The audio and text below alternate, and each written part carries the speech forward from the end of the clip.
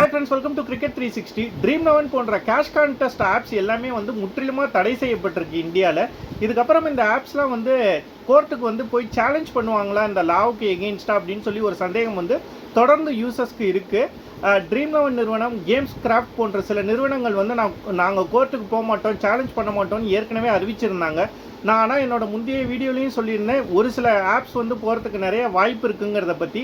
அதை பற்றி தான் இந்த வீடியோவில் ஃபுல்லாக டீட்டெயில்டாக பார்க்கலாம். நான் ஏற்கனவே லாஸ்ட் வீடியோவில் சொன்ன மாதிரி வந்து பல நிறுவனங்கள் வந்து இந்த லாக் எகெயின்ஸ்டாக வந்து சேலஞ்ச் பண்ணுறதுக்கு வந்து ஒரு தயக்கம் காட்டுறாங்க.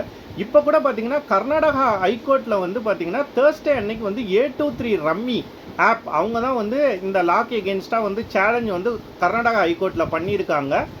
இது தேர்ஸ்டேவே தெரிஞ்சாலும் வந்து அதை பற்றி கொஞ்சம் டீட்டெயில்ஸ் கேதர் பண்ணணுமோ. ஆல்சோ சாட்டர்டே ஒரு ஹியரிங் இருந்தது. ஸோ அதை முடிச்சுட்டு இந்த அப்டேட் கொடுக்கலாம் அப்படிங்கிறதுக்காக தான் அவசரப்பட்டு ஒரு வீடியோ போடல. பட் நான் ஏற்கனவே சொன்ன மாதிரி நிறைய ஆப்ஸ் வந்து தயக்கம் காட்டுறதுனால வந்து இந்த ஒரு ஆப் மட்டும்தான் இப்போதைக்கு வந்து இந்த லாவை எகெயின்ஸ்டாக வந்து கேஸ் கொடுத்துருக்காங்க. மற்ற எந்த நிறுவனமும் சோஃபார் பெட்டிஷனில் ஆட் ஆகலை. மேபி ஃபியூச்சரில் ஆட் ஆகலாம். பட் ஆஸ் ஆஃப் நோ வந்து இந்த ஒரு நிறுவனம் தான் வந்து சேலஞ்ச் பண்ணியிருக்காங்க. ஓகே, இந்த கேஸோட அப்டேட் என்னன்னா, தேர்ஸ்டே அன்னைக்கு வந்து A23 ரம்மி வந்து கர்நாடகா ஹைகோர்ட்டில் வந்து இந்த லாக் எகெயின்ஸ்டாக வந்து சேலஞ்ச் பண்ணியிருக்காங்க. இந்த மாதிரி பல பேர் வேலை வாய்ப்பு ஏற்படுறதுக்கு வந்து இது வந்து வழிவகுக்கும், ஆல்சோ வந்து ரெவன்யூ பாதிக்கப்படுங்கிற மாதிரி நிறைய விஷயங்களை சொல்லி வந்து பெட்டிஷன் போட்டிருந்தாங்க. அதோட ஃபஸ்ட்டு ஹியரிங் வந்து பார்த்திங்கன்னா இன்றைக்கி சாட்டர்டே, அதாவது நேற்று வந்து ஃபஸ்ட்டு ஹியரிங் நடந்தது. அந்த ஃபஸ்ட்டு ஹியரிங்கில் வந்து ஜட்ஜஸ் வந்து என்ன சொல்லியிருக்காங்கன்னா, கவர்மெண்ட்டுக்கு வந்து கொஞ்சம் டைம் கொடுத்துருக்காங்க.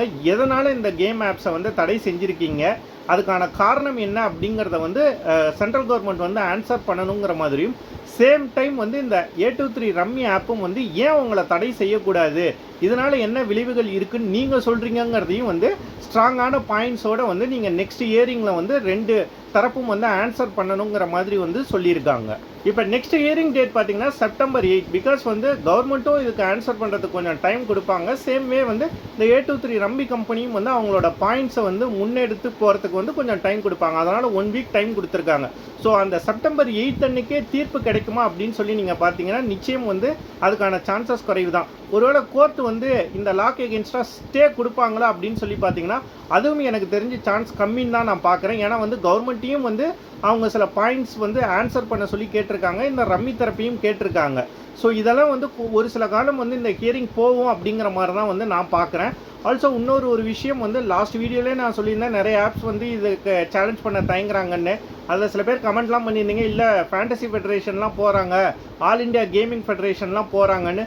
பட் உண்மையான நிலவரம் என்னன்னு பார்த்தீங்கன்னா, இந்த A23 ரம்மி கம்பெனியை தவிர இது வரைக்கும் யாருமே பெட்டிஷனராக வந்து சேலஞ்ச் பண்ணலை இந்த லாக் எகெயின்ஸ்டாக. ஸோ இந்த ஒரு கம்பெனி மட்டும் போகிறதுனால வந்து அவங்களுக்கான சப்போர்ட் அப்படிங்கிறது வந்து ரொம்ப குறைவாக இருக்குது. ஒருவேளை நிறைய கம்பெனிஸ் போட்டிருந்தா கோர்ட்டும் வந்து இதை வந்து ஒரு பெரிய கேஸாக, ஒரு எமர்ஜென்சி கேஸாக ஹேண்டில் பண்ணியிருக்கிறதுக்கு வாய்ப்பு இருக்குது. பட் இது வந்து 1 vs 1 அப்படிங்க போகும்போது இதுக்கான டைம் கொஞ்சம் நாள் எடுக்கிறதுக்கான சாத்தியங்கள் தான் அதிகம்.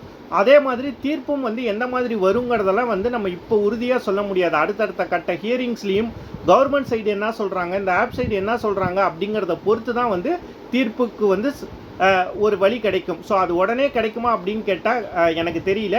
மேபி ஒரு வேளை வந்து ஸ்டே பண்ணுறதுக்கும் வாய்ப்பு இருக்கான்னு கேட்டிங்கன்னா அதுக்கும் வாய்ப்பு இருக்கலாம். பட் அதுக்கான வாய்ப்பு குறைவுன்னு தான் நான் பார்க்குறேன். ஓகே, இப்போ இந்த A23 ரம்மி ஆப் மட்டும்தானே கேஸ் போட்டிருக்காங்க. ஒருவேளை தீர்ப்பு சாதகமாக வந்தால் அவங்க மட்டும்தான் திருப்பி வர முடியுமா, இல்லை ரம்மி ஆப்ஸ் மட்டும்தான் வர முடியுமா, ஃபேண்டசி ஆப்ஸ்லாம் வந்து எதுவும் திருப்பி வர முடியாதா அப்படின்னு சொல்லி கேட்டிங்கன்னா அது வந்து இந்த லாக் எகெயின்ஸ்டாக தான் வந்து மொத்த பேனுக்கு எகெயின்ஸ்டாக தான் வந்து இவங்க கேஸ் கொடுத்துருக்காங்க. ஸோ இவங்களுக்கு மட்டும் சாதகமாக வராது.